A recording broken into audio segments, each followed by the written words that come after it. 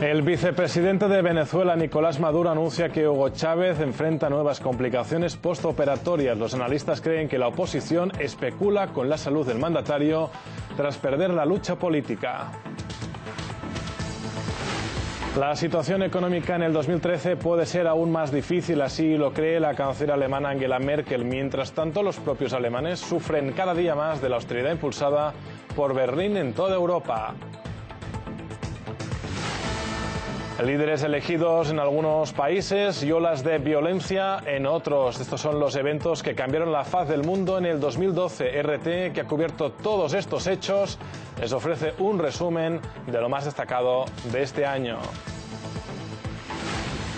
Y algunos países ya han despedido el 2012 y reciben el año nuevo con espectaculares fuegos artificiales, entre ellos Australia, Corea del Norte y Japón. Mientras, en la capital de Rusia, muchas personas se reúnen en la Plaza Roja, preparadas ya para despedirse del 2012.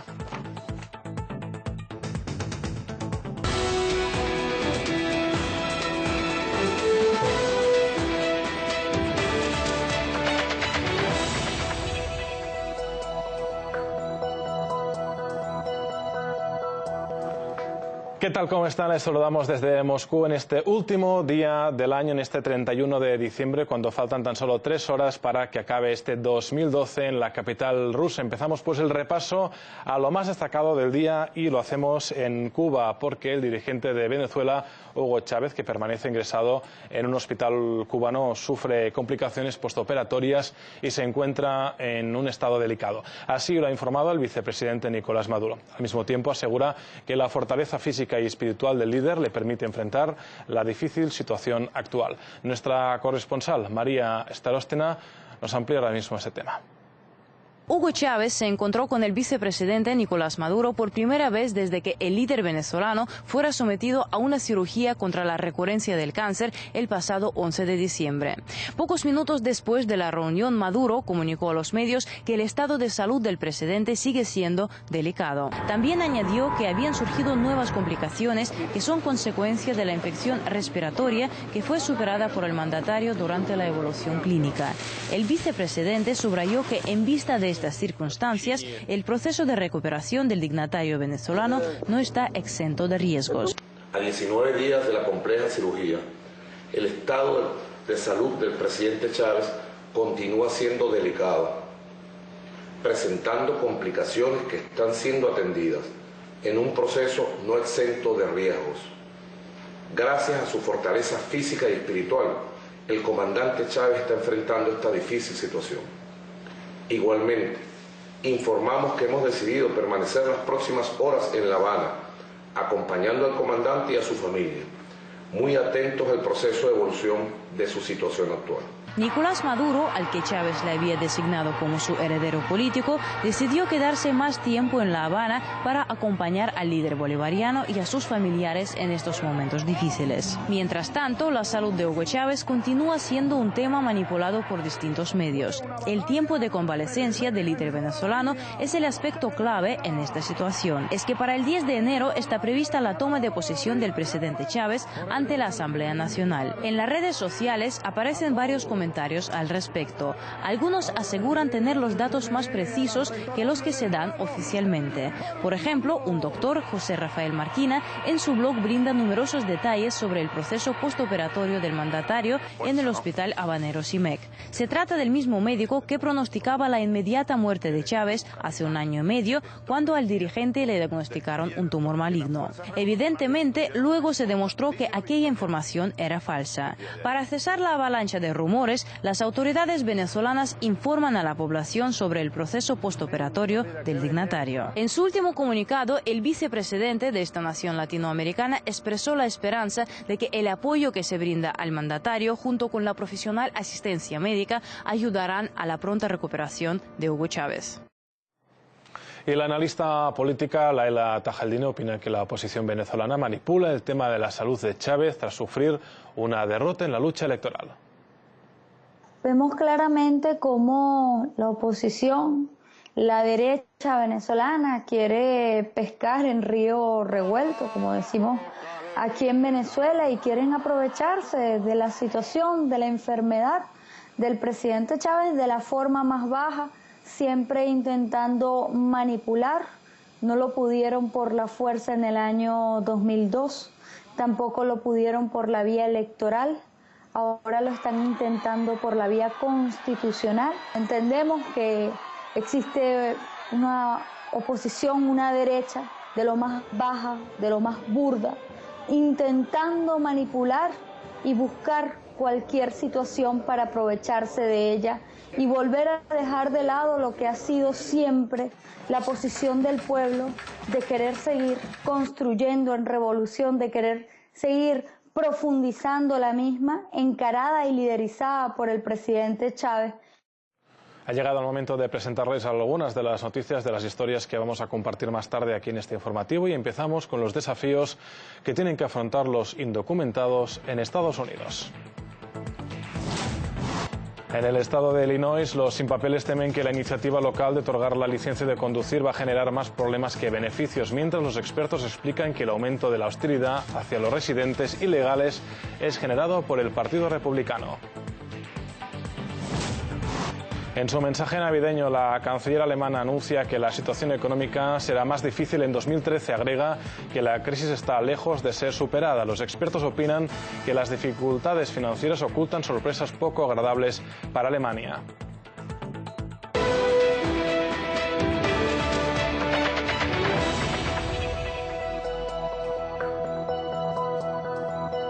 El accidente del avión ruso Tu-204 en el aeropuerto de Vnukovo en Moscú no está relacionado con el mal estado de la pista de aterrizaje. Así lo ha anunciado el Comité Interestatal de Aviación en su página web. De este modo queda eliminada pues una de las versiones posibles, la acumulación de hielo sobre la pista como causa de esta catástrofe. Además, los investigadores analizan otras hipótesis, un problema en los frenos o un error humano. El desastre se produjo el sábado cuando el avión de la compañía rusa Red Wings se salió de la pista del aeropuerto durante la maniobra de aterrizaje. El aparato se incendió y se partió en tres tras colisionar con la valla de una autopista. A bordo solo se encontraba la tripulación que regresaba de la República Checa. 4 personas, entre ellas el piloto, murieron en el accidente y una azafata falleció después en un hospital. Otros 3 tripulantes permanecen todavía en estado grave.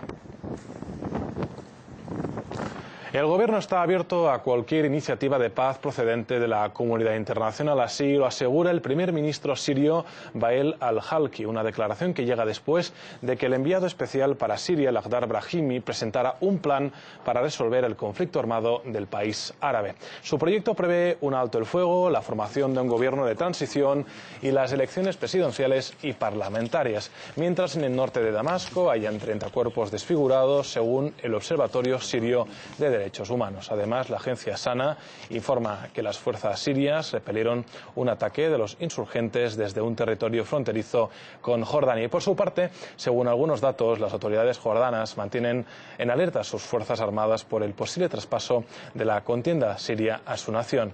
Y Ankara ha negado la información sobre la detención en Siria de 4 pilotos turcos. Y el contexto económico se va a complicar en el 2013, son las palabras que la canciller de Alemania, Angela Merkel, pronuncia en su mensaje navideño. Además, asegura que esto debe servir de estímulo a la población. La dirigente subraya que la crisis aún está lejos de ser superada y agrega que no se debe permitir nunca más tal irresponsabilidad en los mercados financieros como la del 2008. El mensaje llama a los alemanes a ser valientes y a hacer un esfuerzo común ante los problemas económicos. Mientras tanto, ya se conoce la fecha de la primera huelga europea del año que viene. Tendrá lugar en Atenas. El 1 de enero van a protestar los trabajadores del metro. Y el economista Santiago Niño Becerra opina que la crisis en Europa aún esconde algunas sorpresas para Alemania, cuya economía depende de las exportaciones. Alemania, todo el mundo la tiene puesta en un pedestal, pero yo pienso que Alemania tiene 2 problemas muy importantes de los que no se habla. Lo que pasa es que Alemania, el 55% de su Producto Interior Bruto son exportaciones. Si el resto del mundo deja de comprarle o le compra mucho menos, Alemania va a tener un problema gravísimo. El segundo problema que tiene Alemania es que se está enmascarando el problema del desempleo. Lo que sucede es que lo ha matizado con el tema de los mini empleos, de forma tal que hay 7 millones de personas que en teoría no están paradas, pero tienen unos trabajos que prácticamente no hacen nada, con salarios de 400 euros como máximo. Yo pienso que el año que viene, el año 2013, es un año que está muerto, absolutamente muerto. El objetivo es sanear, limpiar estos problemas que se arrastran. ¿Cuál es el problema? Yo creo que esto es correcto. ¿Cuál es el problema? Que esto se quiere hacer demasiado rápido. Y mientras Alemania pide una mayor austeridad a los países en problemas, parece que los desahucios y los despidos pasan desapercibidos en el propio Estado. Las preocupantes estadísticas germanas son reveladas en el siguiente reportaje. Miles de familias desahuciadas. Suicidios ante el temor de ser arrojado a las calles. Ira popular desatada por el flagelo de desalojos y vertida en las calles de toda España, que le costó la integridad física a muchos indignados que se enfrentaron a los policías durante las protestas. Todo ello tiñó de negro prácticamente cada día del calendario del año 2012 en el país ibérico. No hubo solución para los desahucios, pese a las promesas rotas de Mariano Rajoy y los esfuerzos del poder europeo.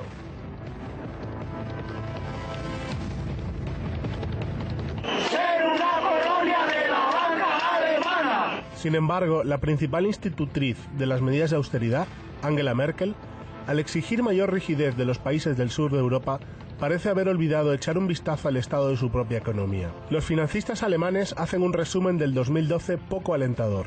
El impacto de la crisis en la economía, considerada como un patrón de referencia para toda la Unión Europea, ha dejado por debajo del umbral de la pobreza a un alarmante número de personas. Para entrar en este club hace falta tan solo hacerse víctima de los despidos masivos. Durante los años que usted estaba trabajando, le aparecieron las demandas por su parte, buen apartamento, coche, seguro, créditos, y de repente le despiden, pero usted quiere vivir como antes. No les basta la prestación por desempleo y usted resulta endeudado. Las calles alemanas están llenas de pruebas de estas palabras. El ejemplo de Angela Wolf es una de ellas. Entrando en su vivienda social en vísperas del Año Nuevo, en vez de regalos, les trae a sus 2 niños una mala noticia. Probablemente la ola de desahucios alcanzará su casa. Ella está desempleada y no tiene dinero para pagar el alquiler. Un juez bajó el martillo y la etiquetó de insolvente. No vamos al cine, a ninguna parte, siempre estamos en casa. Para los niños es difícil entenderlo. Ellos ven cómo viven sus compañeros, cómo van al mar en verano, ni hablar de lo que puedo permitirme para mí misma. Al cambiar el sueño americano por el sueño alemán, Angela, estadounidense de nacimiento, abandonó su país natal y cruzó el Atlántico, dirigida por el amor. Hace 12 años, cuando pasó esto, ella no se imaginaba que, aunque no llegaría el fin del mundo en el 2012, su propia vida se acercaría a un punto tan crítico. Divorcio, 40.000 euros de deudas, celular bloqueado y muchas probabilidades de ser desahuciada. Trabajar. Me encantaría tener un trabajo, aunque sea en una profesión diferente, pero no puedo encontrar empleo sin educación local, y para recibirla tienes que pagar. ¿Cómo puedo hacerlo? Junto con Angela, cerca de 500.000 de alemanes recibe el año nuevo con monederos vacíos y esperanzas rotas. La mayor agencia financiera de Alemania publica anualmente el Atlas de los endeudados del país. En el mapa marcan con color rojo las regiones en las que 1 de cada 5 familias se encuentra en el pozo de las deudas. Los alemanes tienen la tradición de ahorrar lo máximo posible para los días malos, pero igual, la diferencia entre la capa de la sociedad más rica y la más pobre se hace más y más visible. Si hay una profesión en esta época de la crisis que goza de demanda en el mercado laboral, es la de los consultores de deudas. Bueno, usted tiene 3 miembros de la familia. Esto equivale a 1.570 euros mensuales. Como puede ver, para salir de la bancarrota, usted tiene que recibir una oferta de trabajo extremadamente afortunada. Agencias así se encuentran por toda Alemania, ofreciendo consejos, pero no el dinero para pagar las deudas. Los más de 6 millones de alemanes calificados como insolventes por las agencias hacen pensar que el patrón de referencia para Europa ya está percutido y en el año nuevo el continente tendrá que dedicarse a buscar uno nuevo. Rodrigo Vivas, RT. Las conversaciones entre demócratas y republicanos en Estados Unidos avanzan en vías de llegar a un acuerdo para evitar el precipicio fiscal, pero aún no hay nada en concreto, según informan los medios. El Congreso de Estados Unidos debate en estos momentos, cuando le restan solo horas para evitar que el 1 de enero entre en vigor el llamado precipicio fiscal. De no hallar un consenso entre las partes, conllevaría nuevos recortes del gasto, combinados con una subida de impuestos por un total de más de 600 $600.000 millones. Las negociaciones entre los senadores terminaron sin un acuerdo respecto al tema precisamente este domingo, lo que amenaza la entrada de la principal economía del mundo en una nueva recesión. El presidente Barack Obama ha instado a los políticos a llegar a un punto común y culpa a los republicanos del callejón sin salida en el que se encuentran.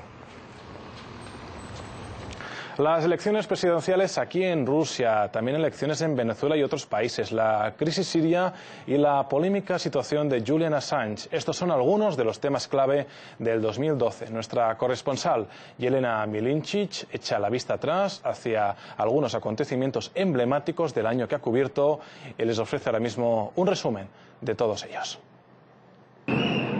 La crisis económica, las protestas y la tensión en el mundo árabe protagonizaron el 2012. Muchos han sido los países que han vivido elecciones, con o sin cambios. Rusia dio su voto a Vladimir Putin, quien asumió el cargo de presidente para un tercer mandato. Gracias a todos los que dijeron sí a una gran Rusia. Una vez os pregunté, ¿vamos a ganar? Y sí, hemos ganado. En la carrera por la Casa Blanca, pese a los malos augurios, el líder de Estados Unidos, Barack Obama, logró conservar su puesto. Por otro lado, Francia ha vivido un año de cambios. El expresidente conservador Nicolas Sarkozy cedió el poder al socialista François Hollande. Las elecciones en México se coronaron con la victoria de Enrique Peña Nieto, que sustituyó a Felipe Calderón. Por su parte, el mandatario venezolano Hugo Chávez fue reelegido por su pueblo pese a la enfermedad que padece. Elena, cuéntanos, ¿qué ambiente se vivió en Venezuela en octubre de 2012? Venezuela está celebrando. Hugo Chávez ganó las elecciones presidenciales y eso significa que llevará las riendas del país los próximos 6 años. Y aunque la oposición aglutinada por Enrique Capriles nunca había sido más fuerte, la victoria del comandante fue contundente. Votaron por el socialismo, votaron por la independencia, votaron por la grandeza de Venezuela. Además, una victoria en toda la línea. Un golpe de Estado latinoamericano sorprendió esta vez a Paraguay. El 22 de junio el Parlamento derrocó al entonces dirigente Fernando Lugo, elegido en 2008. En un juicio político, el Senado le declaró culpable de mal desempeño de las funciones por la muerte de 17 personas durante un desalojo de campesinos. El entonces vicepresidente Federico Franco ocupó la jefatura del Estado y llevará las riendas del país hasta abril de 2013. Si no pasó nada, ¿cómo es que el Mercosur no se excluye? Si no pasó nada y era todo normal, ¿cómo es que UNASUR no se excluye? Si no pasó nada y esto es tan normal, ¿cómo es que la Unión Europea manda una misión? La OEA tuvo una sesión extraordinaria, vinieron aquí una misión de la OEA.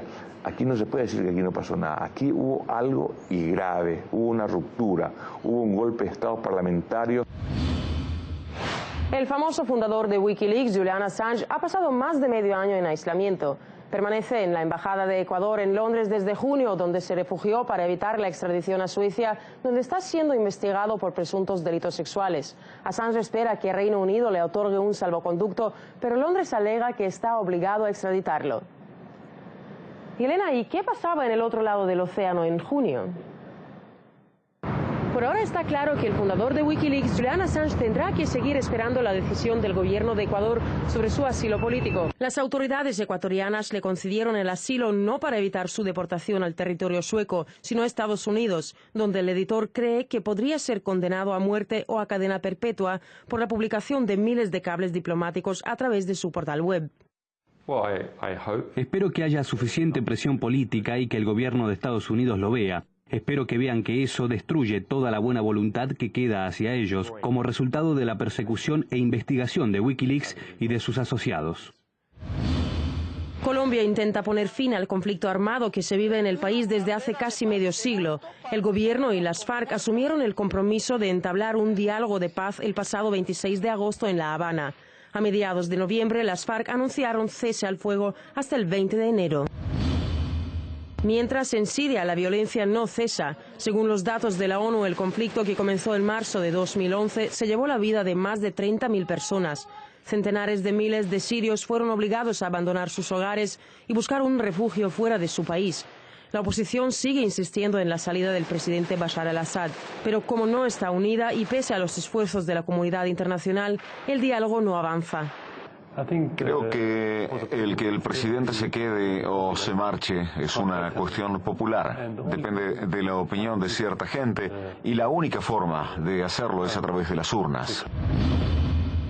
El estreno de la película La inocencia de los musulmanes el 11 de septiembre, que retrata al profeta Mahoma como mujeriego y pedófilo, provocó una ola de protestas en el mundo árabe. Iniciados en Egipto, los disturbios se extendieron a varios continentes, cobrándose múltiples vidas y dejando centenares de heridos. La cinta, realizada por un estadounidense, hizo que el Islam se lanzara contra Occidente. Y justo había sido Occidente quien les ayudó a quitar de en medio a sus dictadores. Pero en vez de la tan llamada primavera, muchos países árabes atraviesan un largo otoño, ya que lo único que han recibido es la radicalización del Islam y más caos. En noviembre se reavivó el conflicto entre Israel y Hamas. El país hebreo emprendió una ofensiva militar contra Gaza que duraría 8 días, en respuesta a los ataques con misiles lanzados desde el territorio palestino. La operación Pilar Defensivo causó más de 160 muertos y alrededor de 1000 heridos entre los palestinos, así como 6 muertos entre los israelíes. Una semana después de firmarse la tregua, la Asamblea General de la ONU otorgó a la autonomía palestina el estatus de Estado observador no miembro del organismo.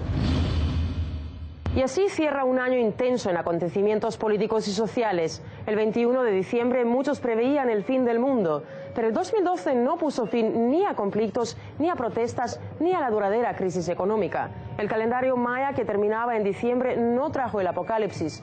Los expertos afirman que este día significa nada más que el nacimiento de una nueva era. Y lo que esta nos depare queda aún por descubrir. El año nuevo ya ha llegado en algunos países, mientras otros todavía lo están esperando. En el corazón de Moscú, en la Plaza Roja, muchas personas se han reunido para dar ya la bienvenida a la medianoche. Conectamos en directo ahora mismo con nuestra corresponsal, Alexandra Bondarenko, que está presenciando estos preparativos. ¿Qué tal, Alexandra? Cuéntanos qué ambiente reina ahora mismo en la Plaza Roja. Ha venido mucha gente que ya está dispuesta, suponemos, a celebrar este año nuevo. Aquí en el corazón de la capital de Moscú, en la Plaza Roja, es un símbolo de Moscú. Aquí se han reunido centenares de personas. Son numerosas las personas que quieren dar la bienvenida al nuevo año 2013 y despedir el año 2012. Centenares de personas quieren dar la bienvenida y recibir este año aquí en la capital rusa. Aquí se encuentra la simbólica Torre Spasskaya, donde se encuentran el simbólico reloj que da las 12 campanadas y da la bienvenida al año nuevo. Aquí, con el motivo de las fiestas navideñas y del año nuevo, está instalado también la pista de patinaje, en la cual también la gente podrá celebrar y recibir la llegada del año nuevo. Todas las personas que se encuentran al momento aquí, son centenares de personas, esperan que el año nuevo lleve nuevas esperanzas y nuevos sueños, y esperan que los nuevos sueños sean realizados. Les propongo escuchar algunas de las palabras de la gente que se encuentra al momento aquí en la Plaza Roja. Hemos venido aquí porque queremos celebrar juntos este año nuevo en este lugar. Les deseo felicidad, salud, suerte en todo lo que emprendan y que siempre avancen.